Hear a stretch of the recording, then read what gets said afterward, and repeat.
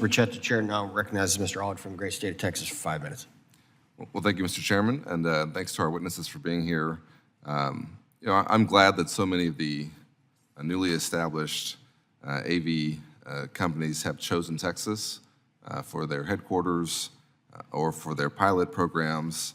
In addition to being a member of Congress, so I'm a father of a 4- and a 2-year-old, and so, Ms. Chase, I appreciated your testimony today, and to me, this conversation has to be centered around safety, because if you drive around Dallas or any of our big cities in Texas, you're gonna get on the highway, and I've got 2 car seats in the back seat of my car, and the last thing I want is a big truck that is, for whatever reason, whether it's human error or through technological error, going to create a really dangerous situation.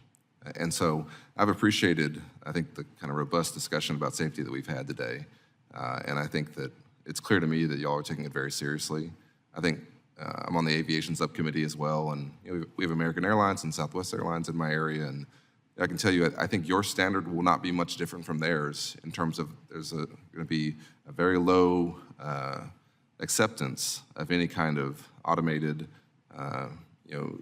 risks here, just like in the aviation space, where one accident has much more ripple effects throughout the entire industry.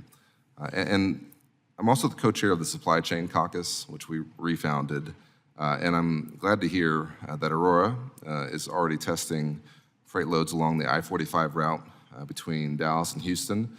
This is a vital corridor for our state, and the efficiency is something that I think is really important when we talk about this. And so, Mr. Emerson, I was wondering if you could just speak about any lessons that Aurora has learned so far from this route.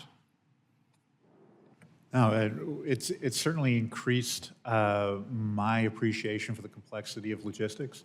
So I, unfortunately, have never driven a truck. My parents didn't drive trucks, but that leads me into the place of the humility of making sure we surround ourselves at the company with folks who have domain expertise from various different areas. And it was important to me that as we hired drivers into the company, that they were true employees, that they had equity, they had the same kind of benefits that the rest of us had at the company, because they're so valuable to what we do. And I think the insight we get from those drivers, I've taken the 11-hour journey in the truck from Fort Worth to El Paso.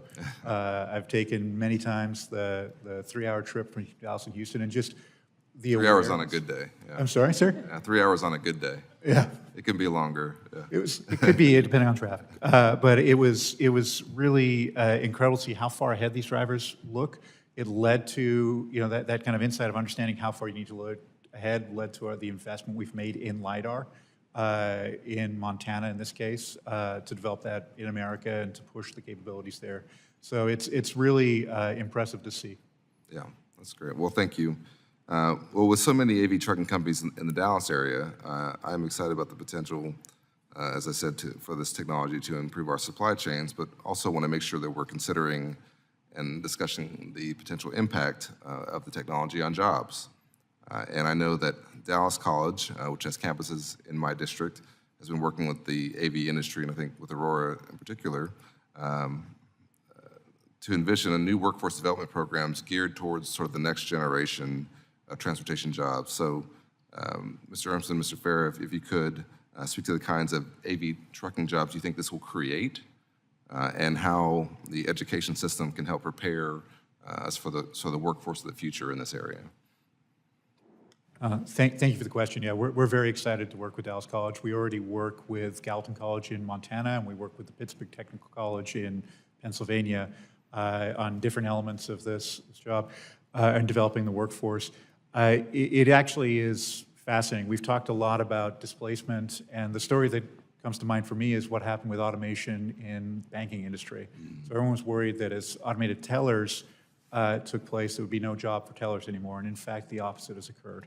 Because reducing the friction of delivering the service, because it reduced the friction of delivering the service, it allowed people to be in better value-add jobs, and it created more of them.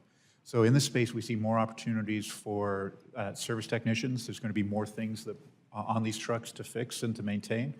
We see remote support teams. Think of them as taxi dispatchers for trucks that are helping the truck understand how to respond to the world. So lots of opportunity. Sure. And that's okay. I'll yield back, and thank you, Mr. Chairman.